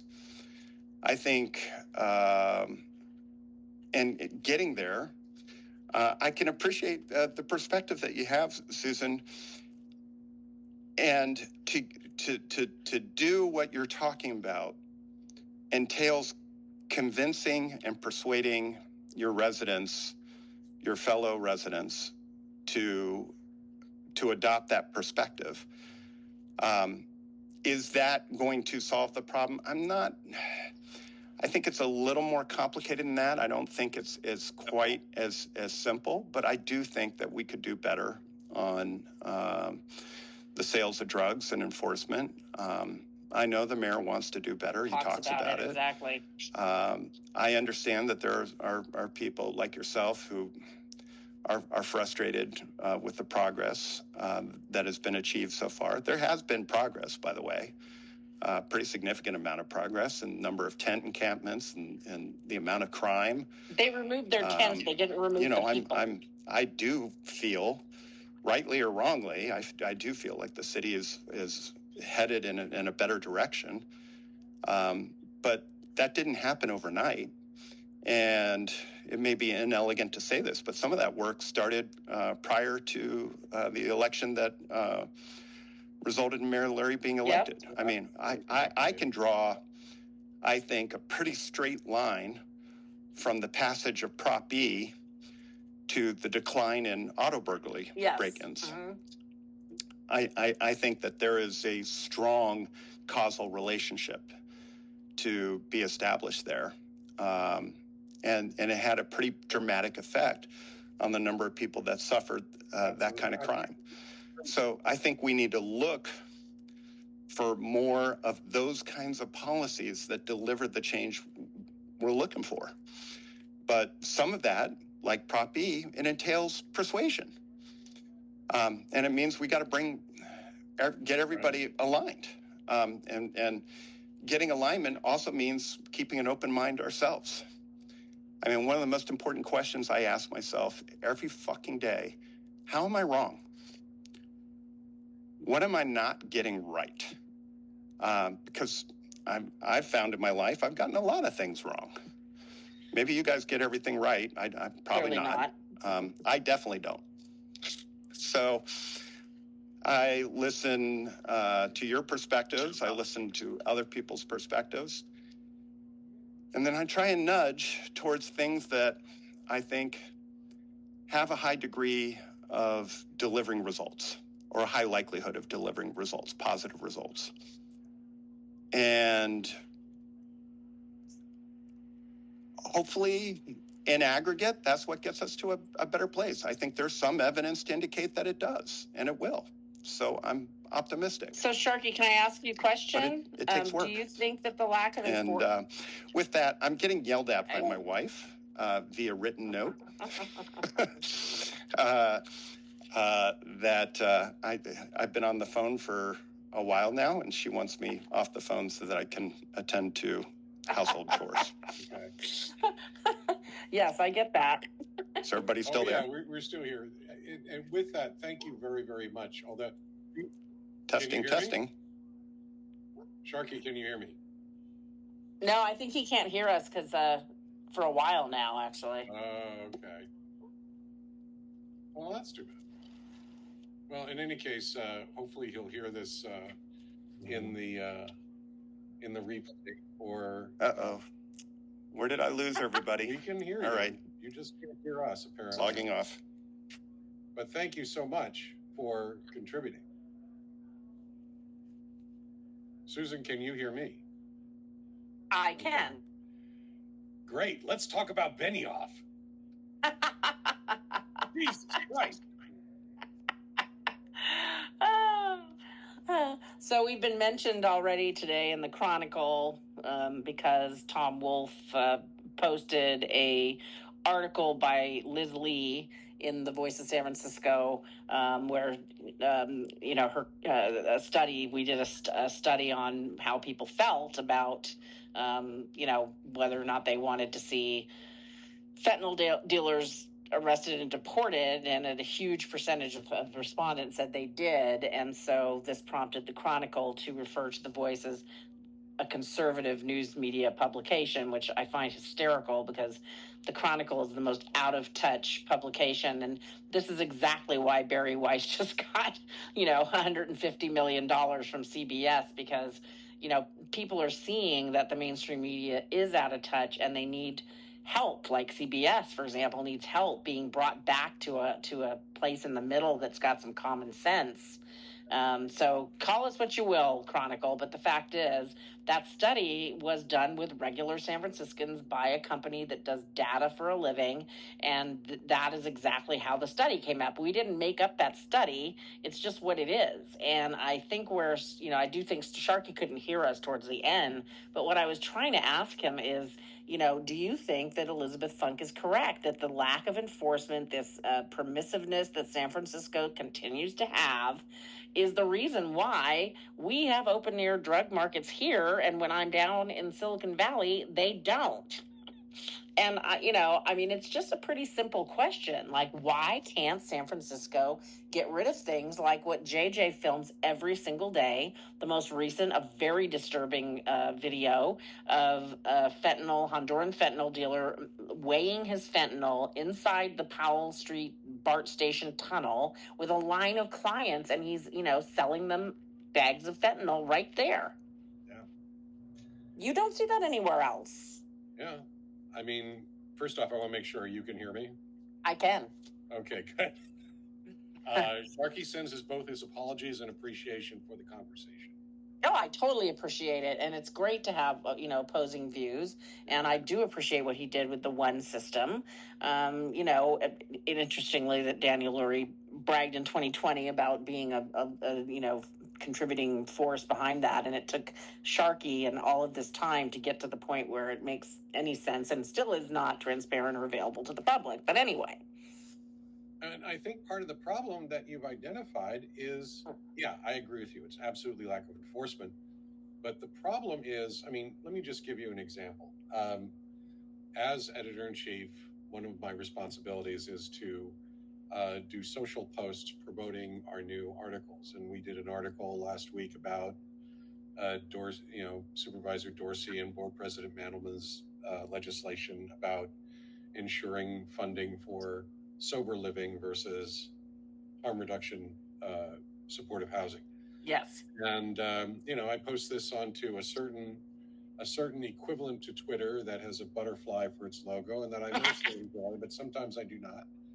And I actually got a forward, my post was reposted by an NPR reporter, I won't say who said, let me see if I can get the exact,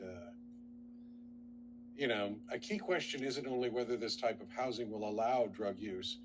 Important to ask what happens to the majority of people in recovery who relapse.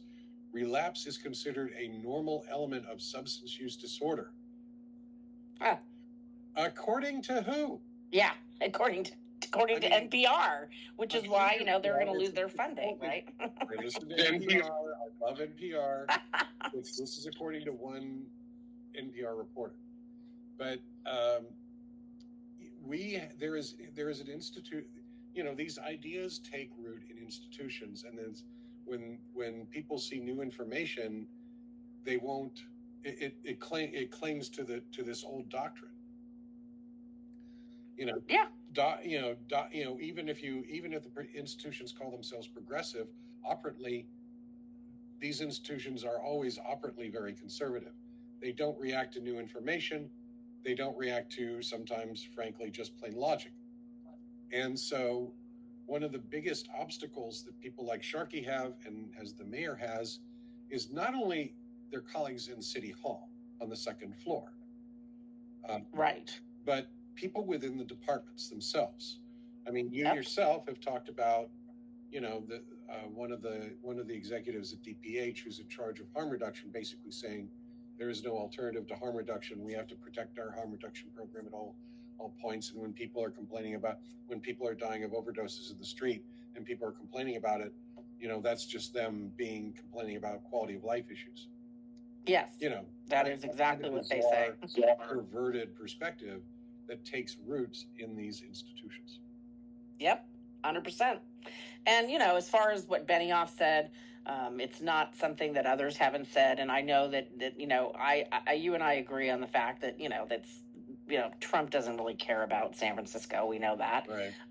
On the other hand, I think that the finer point of what he said is simply, if you drill it down, it's not that different than what many people are saying, which is that if San Francisco can't take care of its own backyard, then someone has to. Right. And so, again, you don't hear President saying he's going to send the National Guard to San Jose. Right.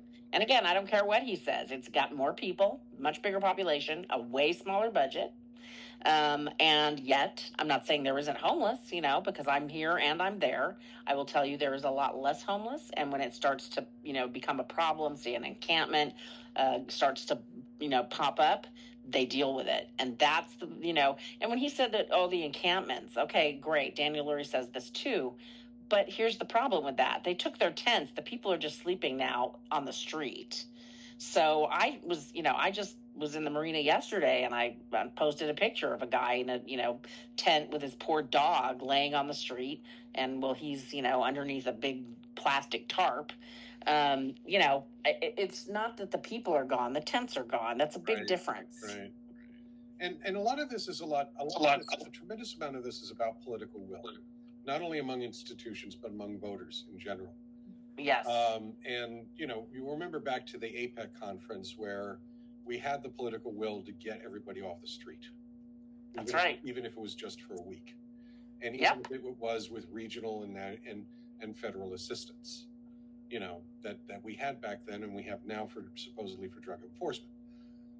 But the other issue, which I think we've seen here, is the reason there is more attention to being paid to this now is, again, because of this post-COVID turmoil that we've been through, where that caused the usual blob of disorder around 6th Street and the Tenderloin to keep, which originally sort of kept, you didn't, if you were driving down that part of Market Street in between the Tenderloin and 6th Street, you generally wouldn't see how bad it was. Yeah, when you walked past it, you did, though, because I used to walk past it. Right, but if you walk past it, sure, but if you drove past it, you wouldn't. Not like it is now, no. But after COVID, all of a sudden, or during the onset of COVID and afterwards, you drive down that, or you take the bus down Market Street, especially at night, it looks like a George Romero film.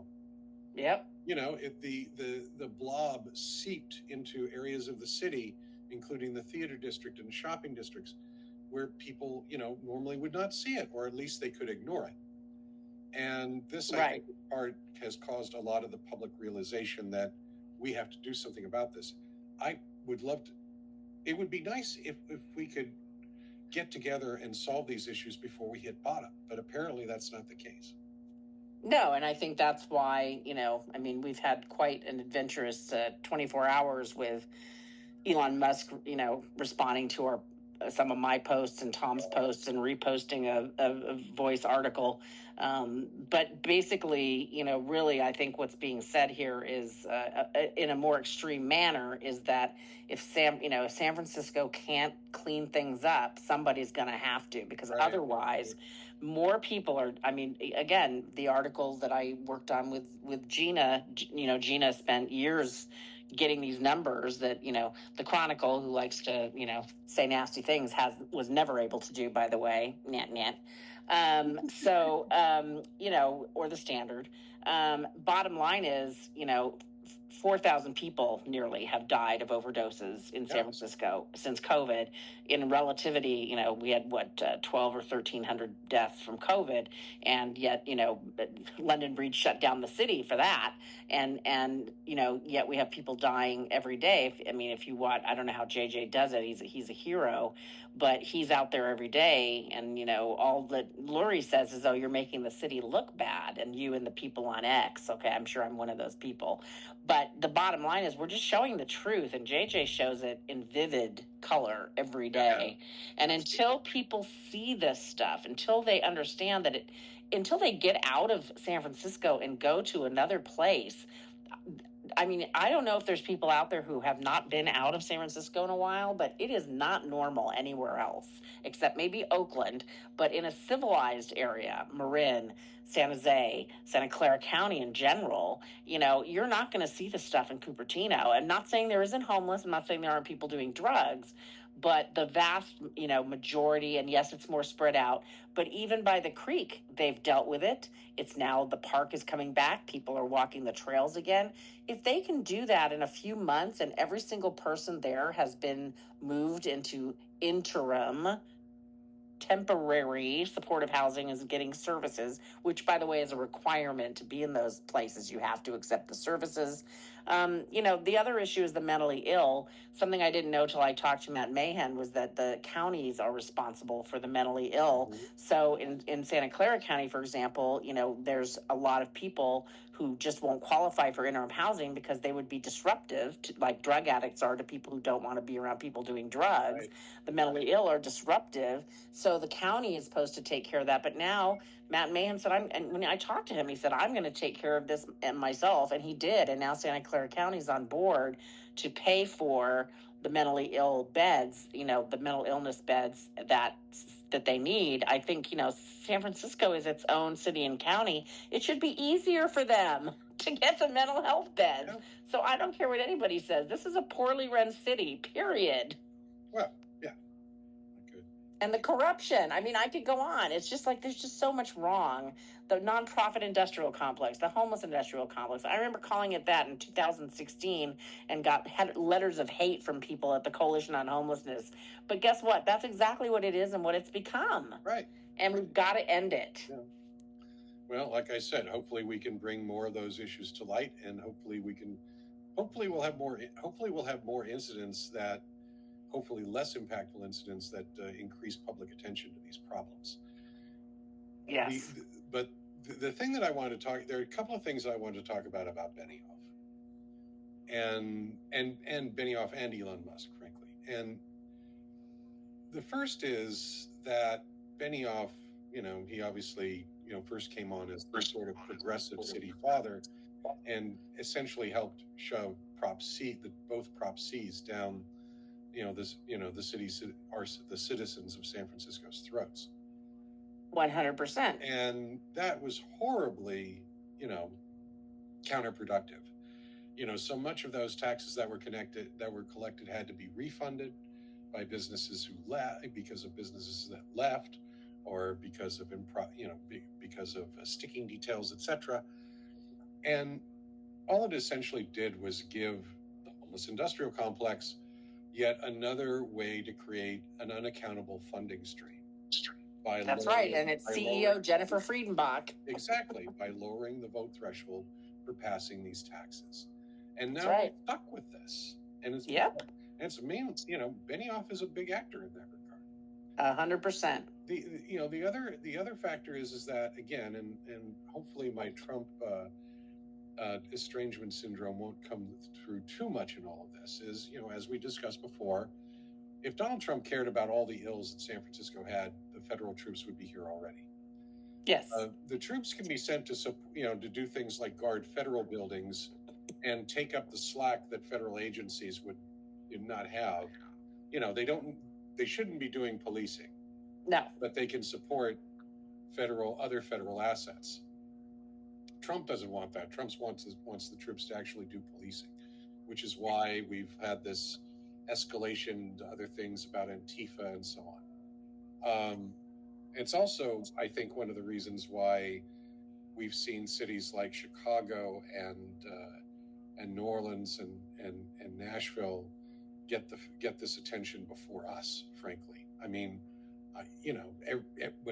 whenever Trump was running for president, there was always this attention on how screwed up San Francisco is, and if a Democrat gets elected, the whole city's going to be like San Francisco. And yet we have not had the taste of these federal troops yet. It's interesting, isn't it? Exactly, and the other question to ask, of course, is, if ICE were to go after the hondos who are selling drugs, I think that would be great. I don't want ICE going to Home Depot and ambushing people who are trying to get for honest work. I frankly don't want Home Depot,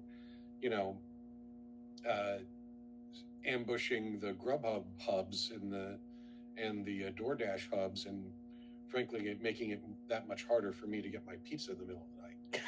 Well, yeah, I mean, it comes down to that. It does. I know. And the whole issue with what the current president is doing is, what he really wants to do is get the Supreme Court to say, this is a case of where Title 10 can be imposed. Title 10 of the U.S. Code can be imposed because it's a rebellion. It's an insurrection. It's an invasion by drug cartels and a rebellion by the left. And, that obviously is going to have very bad consequences for the country if that happens. And we're not going to achieve the goals that people are talking, that we're not going to be able to solve the problems that we're talking about. The other issue, I think, is that, with so many third-party actors on both sides of the political extremes going out of control, and you've got people like both Elon Musk and Mark Benioff saying we support federal troops in San Francisco now, and if I put on my Roger Stone hat or other skullduggery hat and think maybe we should, spread rumors that one of the two of these people are going to be attacked, and that would be a justification for sending federal troops in, blah blah blah. That kind of noise and activity, we have to do everything we can to stop and make sure it does not happen. Yeah, I agree with that, but I think that what is really more likely is that this is resonating with people because they see these things that are happening in real time that JJ is filming, where people are literally, someone that was just resuscitated a couple weeks ago now dies on the street of an overdose. Or the article that Gina and I did using her amazing data showing that 25% of people in, quote, permanent supportive housing are dying of overdoses. Right. And now we're working on a follow-up for the series about the people that die not inside and where are they dying. And I think you can guess where a great part of the deaths happen on the street, which is, certainly happen in hospitals, but on the street, I don't think I'm blowing the plot here, but, a lot of them happen around the supportive housing buildings. Mm-hmm.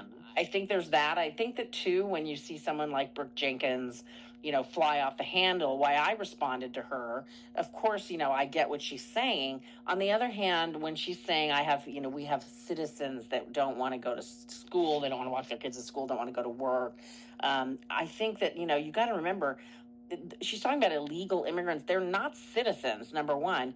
And what you have, what I said in a post that Elon Musk responded to was, I said, you have people afraid to go to work, you have people afraid to walk their kids to school, who are, because of the drug cartels, the drug dealers, the drug users who are often violent, the mentally ill who do drugs and become violent. And we've seen, several incidents of that in recent weeks. That if you can't take care of that, that's why you're going to have a lot of the population saying, yes, please send in the feds. I'd just be happy to see what was happening under David Anderson, which was the Northern District of California, coming in and, prosecuting these cases, because they end up getting further with that. It happens faster. It goes further. And not that it's without its issues, because, Public Safety News, one of my favorite accounts, had the story about the guy that had been deported 4 times, even served prison sentence and then came back. At that point, you have to start to think, what do we do for these repeat offenders? Which, I asked Mrs. Abe, Hanako Abe's mother, what would happen in Japan. And she said, if you're caught doing drugs or selling drugs, you serve a mandatory sentence. And I think there's a point where people just are tired of it. They don't have that, in the Silicon Valley, and they're certainly not giving them mandatory sentences for doing drugs. What they are doing is checking their warrants. And if they have a warrant, like, in Mount San Mateo, they send them back there. And Brooke Jenkins just had that opportunity with a repeat criminal, but she didn't send him back. So, I mean, there's an issue, you got to call it like you see it. And, I get some people mad at me for saying, why are you picking on Brooke? I'm not picking on Brooke. I called Chesaboudin out for things that I thought where he wasn't doing his job and wasn't doing what he should be doing. And I'm not going to let Brooke off the hook either. She's got to do more. And I think the other issue here, frankly, again, is we're dealing with both friction within institutions. And, there may be, and frankly, there is a public realization that things need to change. But the sticking points within the institutions, and by sticking points, I mean people behind desks that have been there for years. Yeah. That is where the change needs to be made. They need to understand that there's a new paradigm, or they need to be replaced. And another problem that I see with the current politics nationally is that, the people who defend the old paradigms can simply turn around and say, "Oh, you're with Trump. You're trying to do this, blah blah blah blah blah blah," and which in many ways I just find absolutely heartbreaking. But again, it's there's a lot heartbreaking about the current politics. But and there's always just anything that's an extreme of either side is never going to work. Period. There's got to be common sense, and that's why calling people Nazis, throwing that word around like it's nothing. The extremes that have come out of both sides are unacceptable, and they're never going to work. You're not going to reach the people in the middle, which is the majority of people. Exactly. So it's 1:00 right now, and I was wondering, did you want to stick around to hear some of our listeners, or should we call? Sure, if we have people that have anything they wanted to say, certainly, yeah. Let's see if we've got some people who want to talk.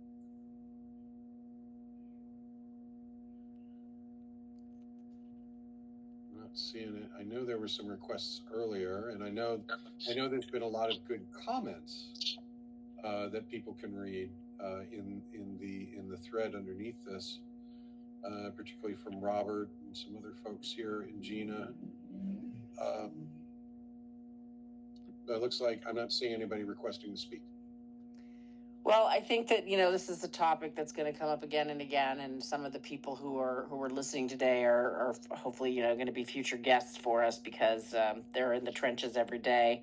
It's, it's just, again, having covered this for the homeless and drug crisis for years, and having frankly lived in the Haight-Ashbury for as long as I did, where I used to see people, in broad daylight on a Saturday cutting black tar heroin off the back of their cars. It's not that San Francisco hasn't always had a drug problem. It's just that we have fentanyl, and fentanyl has just changed the game. And until we get a grasp of that, and until, and by the way, I just got a message from someone who told me that they had just been talking to the sheriff about it. And exactly as I said, they said there's plenty of room at the inn. It's not full. So, again, I'm not saying you should put drug users in jail and, keep them there. You can't do that anyway. But, the mandatory few days and let them, sober up. And then you just give them a choice. You either go to rehab and become a productive member of society here, or, we give you a bus ticket and you go home. And with that bus ticket, we give you a stay away order. So anytime you show back up, you're going to be sent right away. And that's something that other cities do. It is possible. If you're arrested for public drug use, that is a crime. And so until San Francisco acknowledges that public drug sales and public drug use are crimes, nothing is going to change. Right. Okay. Well, listen, thank you for being part of this. And again, thanks to Commissioner Laguana for being part of this earlier. Yes. And, thank you, Sharky. I am hoping to get some more. Our next space is going to be in 2 weeks, where I think we're going to have a pretty good surprise guest. Oh, great. And we'll take it from there. So in the meantime, have a great Sunday, everyone. Have a great day. Bye.